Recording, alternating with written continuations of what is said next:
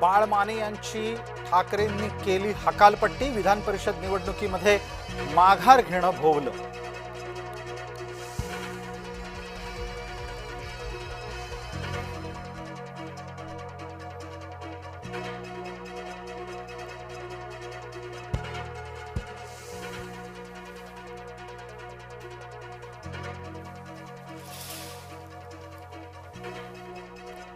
विधान परिषदेच्या मतदानाच्या आधीच शिवसेनेचं खातं उघडलं। ठाणे मतदारसंघातून रवींद्र फाटक बिनविरोध विजयी।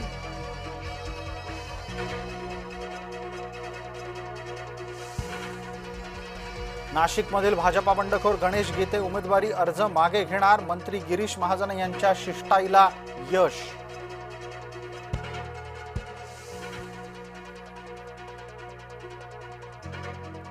जळगाव विधान परिषदेमध्ये भाजपाची डोकेदुखी वाढली। शिवसेनेच्या बंडखोर रेश्मा काळे निवडणूक लढवण्यावर ठाम।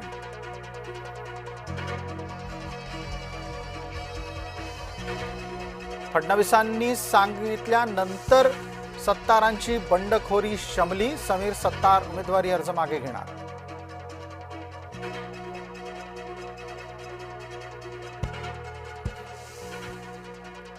माझ्याच नेत्यांकडून माझा आत्मविश्वास कमी करण्याचा प्रयत्न। दळवींनी थेट नेतृत्वावरच तोफ डागली। स्कूल बसच्या 15% भाडेवाढीच्या मुळे पालक चिंतेत। शालेय शिक्षण वर्षाची सुरुवात कटकटीने। विमानतळावर सेल्फी काढल्यास मोबाईल जप्त होणार। डीजीसीए कडून नवी नियमावली प्रसारित।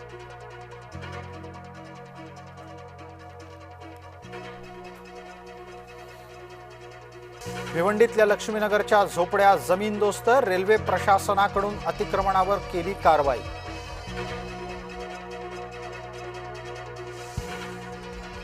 श्रीरामपूरमध्ये धडक कारवाई। पाकिस्तानी गँगस्टरच्या संपर्कातले 4 दहशतवाद विरोधी पथकाच्या ताब्यात। मेट्रो लिफ्टमधील अल्पवयीन मुलीच्या विनयभंग प्रकरणातील आरोपी जेरबंद। मुंबई पोलिसांनी छत्तीसगडमधून आरोपीला उचललं।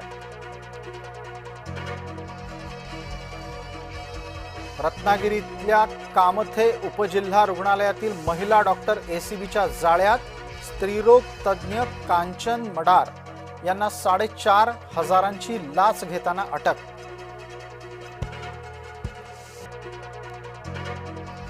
बारामतीतल्या गुणवडीमध्ये अवैध हातबट्ट्यांवर धाड। जमिनीखाली लपवलेला दारू साठा जप्त।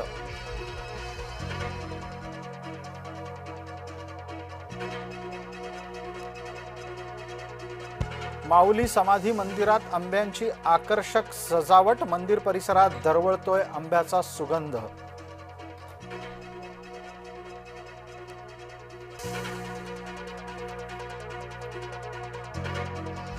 विठ्ठल रुक्मिणी मूर्तीच्या संवर्धनाकडे दुर्लक्ष होत असल्याचा आरोप। सिलिकॉन लेप लावण्याचा होता ठराव।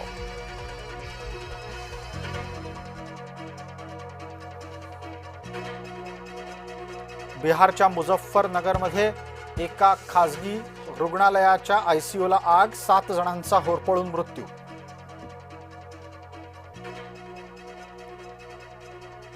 दिल्लीतल्या उपहारगृहाच्या जळीत कांडा प्रकरणी मालकाला सदोष मनुष्यवधाच्या गुन्ह्याखाली अटक।